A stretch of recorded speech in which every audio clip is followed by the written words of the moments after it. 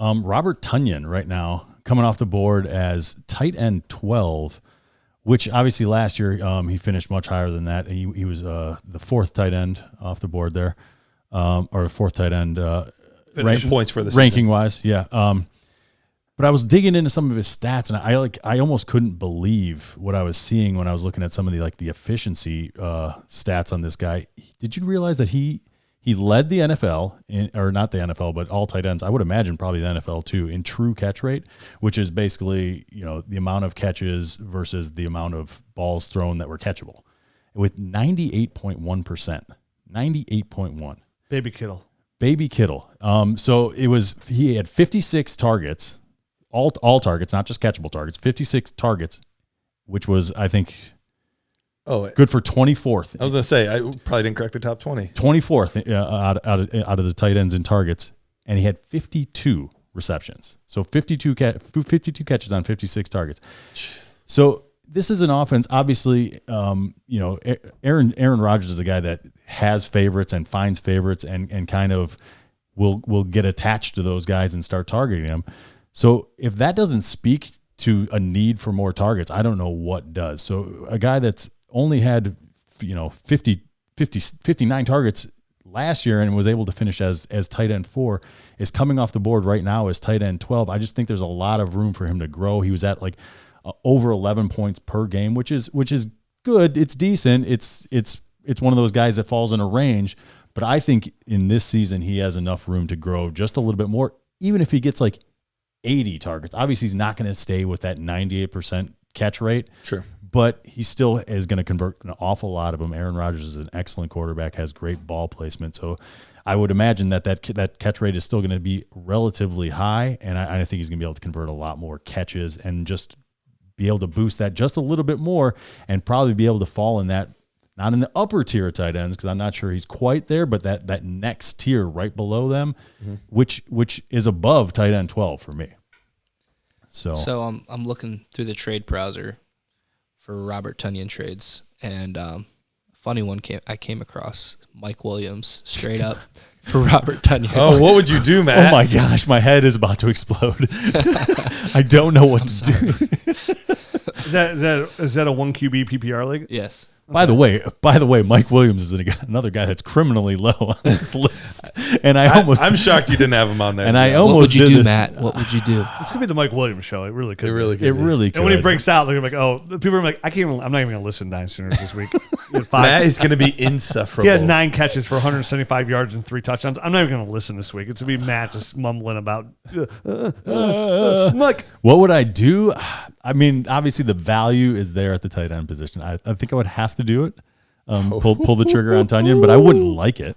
I wouldn't like it at all. And there's, I think the big argument here why there's a window is a lot of people are going to, we talked about it before, Robert Tunyan, the biggest concern here is obviously he had the 500 catches. It's 11 touchdowns he had for regression. So there's obvious touchdown regression to be had here. Or you could say it's all the same.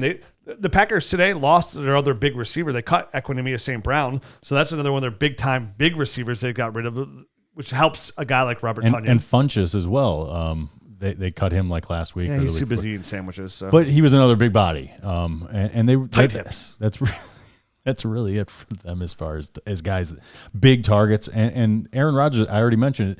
He finds guys that he likes, and he's going to keep targeting them, I think, in a very similar fashion. And I think Tunyan is a guy that's going to get more. I like it. I think it's a great value in startups. I think it's a great value in trades when you need tight end. Yep, So. I'm in the same boat. I think you can assume some touchdown regression, but some increase in targets. That'll help balance it out a little bit, and he could easily still end up as a top 6 tight end this season. The next guy I have is Elijah Moore, and it's a wide receiver that's a rookie. So there's not a lot to base it on other than the fact that he's coming off the board right now as wide receiver 41.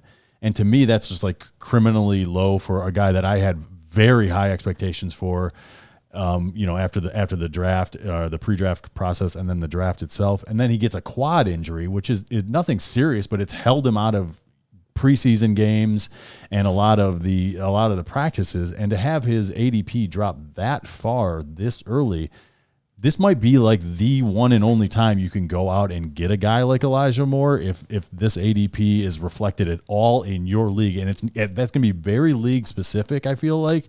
But if you're in one of these leagues where his ADP has dropped, this could be one of those situations where, like Odell Beckham, when he was injured in his rookie season, his rookie camp, and didn't get a chance to perform in the preseason, didn't get in until about game 4, and then lit the league on fire. Right. Elijah Moore can have a very similar impact on your fantasy team, and if he's going off the board or if he's devalued at all in your league, please go out and get this guy. He is going to be a fantastic player, and the quarterback throwing him the ball is only a rookie, but has looked fantastic as well. Him and his partner as well. I mean, you look at Corey Davis, who has a ADP of wide receiver 52.